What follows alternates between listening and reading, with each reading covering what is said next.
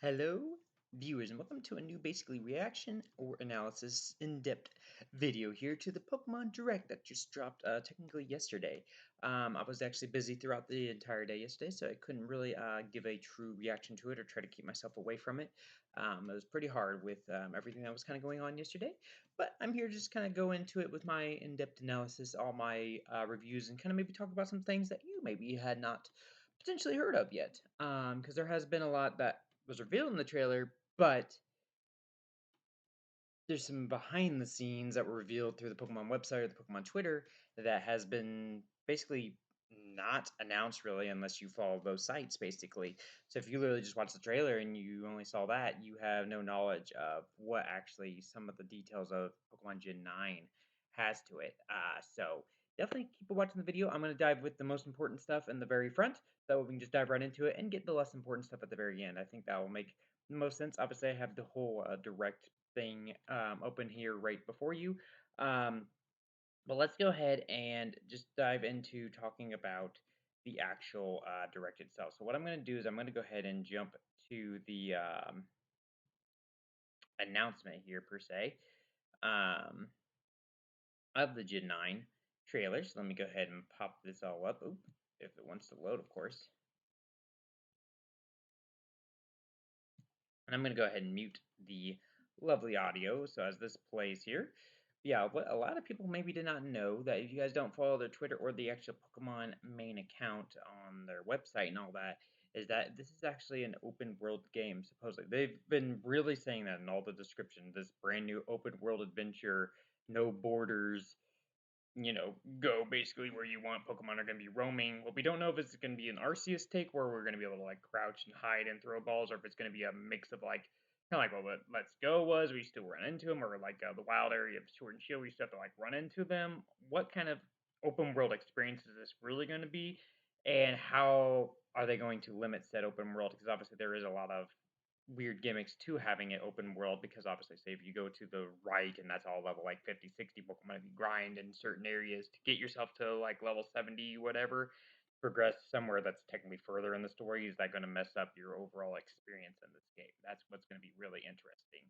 Or if they're going to have some kind of stop, you have to technically do this over here first. Yes, you can go everywhere else in this area. However, you can't actually access this particular spot until you have accomplished something, and that's how they, work around the open world. I don't know. We'll have to kind of see how they exactly do it to make you progress in the story. So we get a lot of images here. Don't mind actually the graphics too much. It's not like, but definitely some enhancers. You can see it on like Meowth's coin looks really high def. Magnemite looks really good, and Survivor looked really good. There are certain parts of this I'm like, ooh, okay, the graphics look interesting here, but of course this is obviously all not final, as we saw with like BDSP and all that. They can be enhanced upon or changed. This is obviously our first look. There has been hints. Obviously, there's only the 18 types in the around the ring there, but there's that logo in the middle. Does that mean something? We don't know yet. But the protagonist in this game definitely is a very interesting take. It kind of reminds me of those like sim type characters, or those like fake Mii's that they kind of put on certain of the Nintendo games. But and what's that ball there? I don't know if you guys kind of just saw it really quick. I'm gonna try to dive backwards really quick, but I haven't seen a lot of people talk about this particular ball really quick. I'm gonna go right here and then I'll pause it right when I get right there. Actually, I got it right on target. Look at me go. I'm a professional. Yeah, the balls that are right here, what I believe are look like almost like Pokeballs.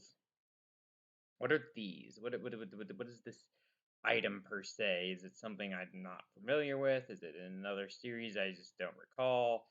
Um, I don't know. It's just intriguing. I feel like it is a kind of funny thing. Like the more you look in this video, the more you potentially see. Because like obviously, I just like just saying this scene alone. Like there's an hourglass back here, and obviously the whole thing with the time turning and all that. Um, I wasn't sure if there was going to be a type of tie-in there with, like, say, per se, Arceus.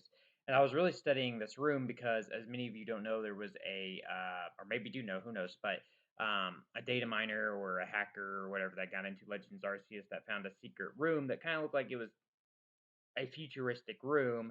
And I was looking at the room that it shows you in the actual trailer where the character's walking around in. Again, if I can find that spot, I will try to do that. But the actual like bedroom area is what I'm trying to get to really quick.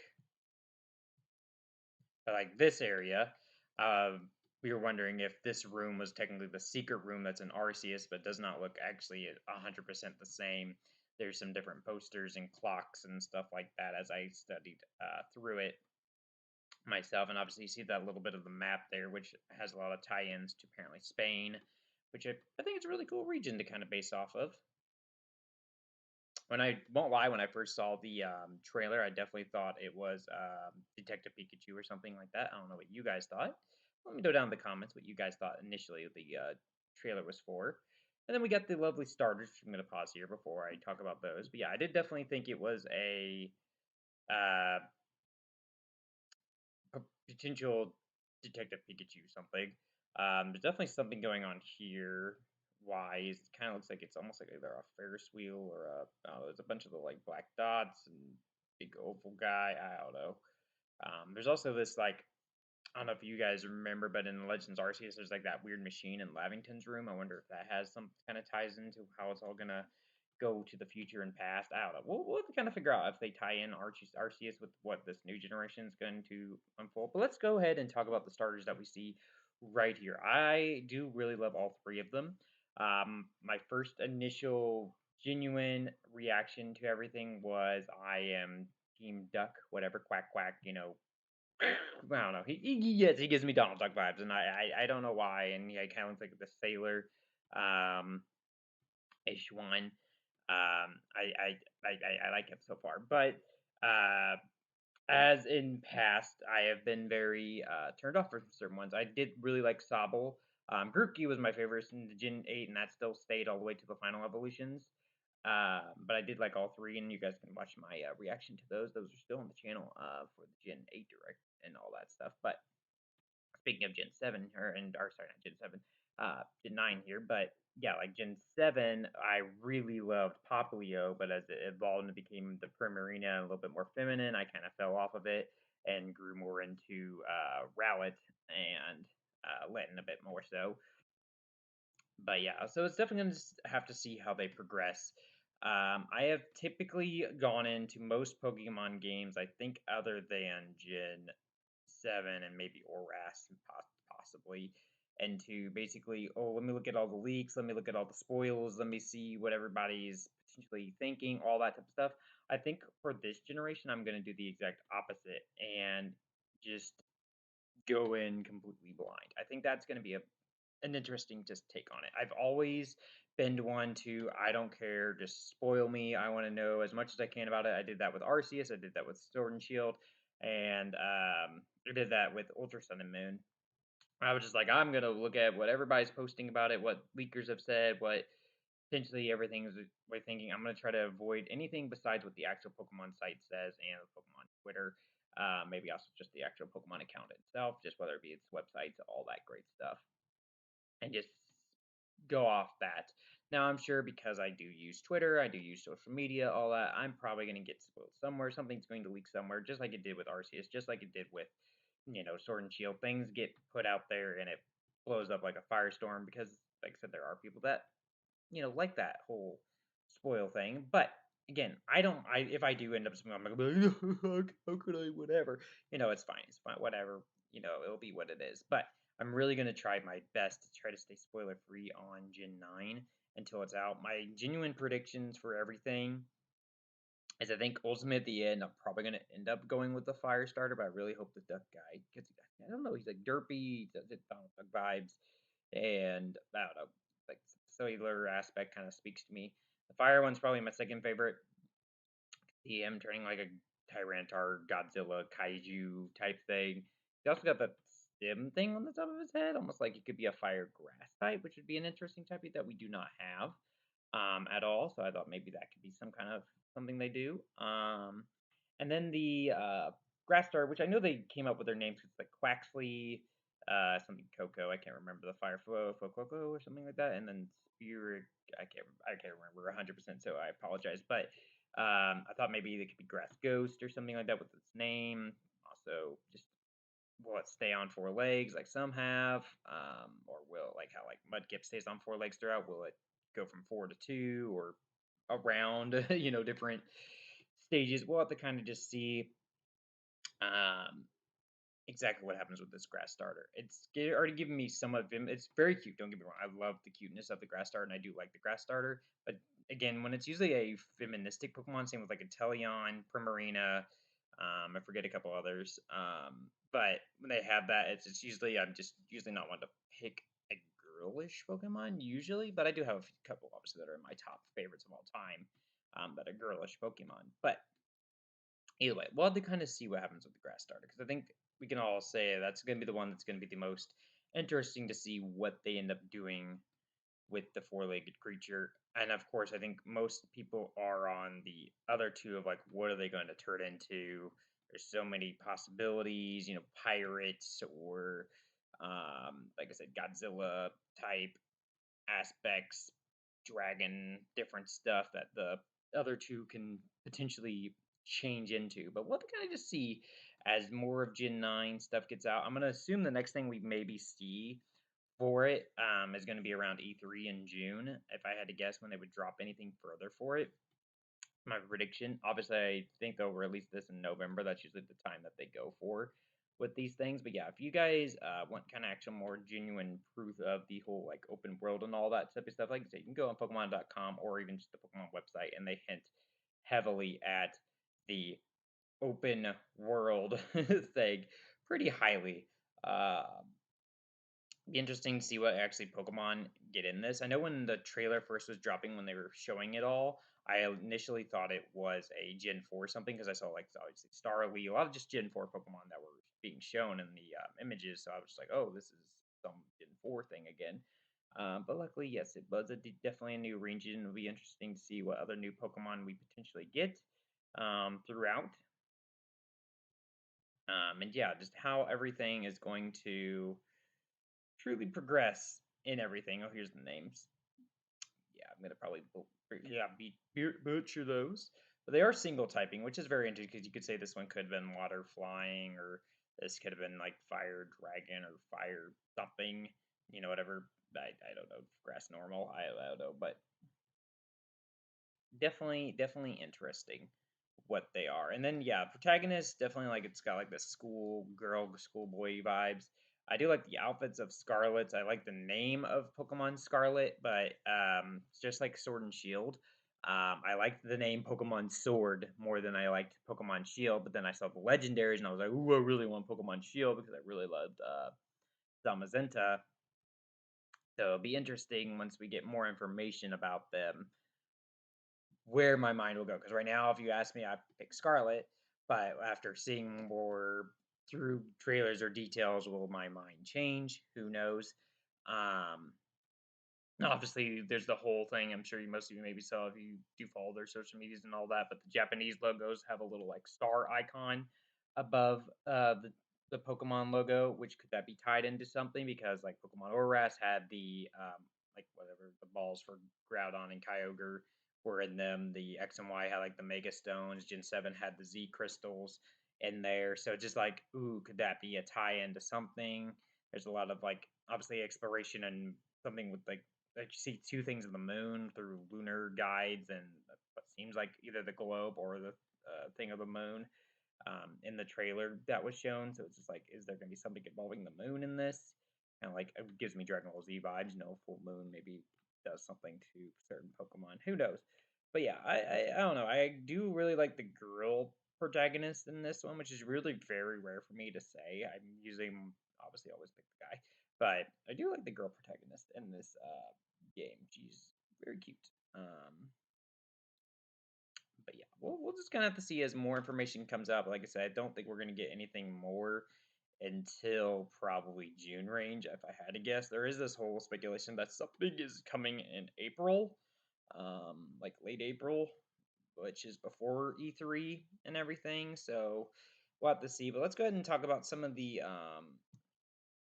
whatever you say, lesser talked about things. We're starting with the next least things, which was probably Legend Arceus, which I say is still pretty hype that they're adding DLC to it called Pokemon Legends Arceus. Was it Daybreak? I think is the actual um, title of the DLC. Yes, Daybreak, which makes me think will potential more DLC, maybe something called Nightfall, come out in the future. That could be a possibility. I could see definitely Pokemon like Arceus Nightfall, after Daybreak, and there's some, new features to that.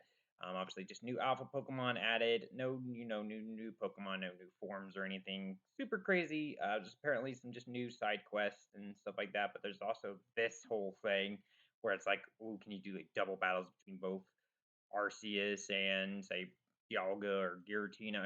Can you mix up different bosses to multi-battle and you have to kind of strategize against that would be super cool and this like on Arceus's battlefield which is kind of like the most open fieldy say if you could access all of them you put Cleavor and Arcanine you have to use both of their I think something like that would be super cool but if it is just like the legendaries like Dialga and Palkia both fighting you obviously it'll be super fun just to try to have to challenge yourself to basically stay alive. And then yeah, the whole new battling aspects and new pictures and all that, which is fun. And of course the free code, which I'll probably will end up using because why not get the free balls? Eventually I will dive into playing this game legitly on the channel, but obviously as many of you know, I've been trying to play through the actual all the Pokemon games in order, so it's definitely going to be probably a while, but I definitely do want to play it. But let's go ahead and dive backwards here. BDSP really didn't announce much other than the Shaman event, and still questions like the whole Darkrai event. What will they do with that? Um, Sad that it hasn't, basically already been released, or they're not adding home compatibility yet. But maybe again, maybe around June is when that will all hit. It just feels like that's a long waiting game. Next, we had Pokemon Unite adding Hoopa and eventually Duraludon. I have not yet really played Pokemon Unite at all, but it definitely looks really fun. Definitely want to give it a try at least once, if not twice. Just to, dabble in it a bit, but yeah, Hoop is a very, interesting character. It's cool that it can kind of like warp the character around. I've seen a lot of Unite, so I kind of get a bit of it. But again, uh, yeah, I haven't actually truly played it. And then yeah, Duraludon seems like it could be a good Pokemon for the future.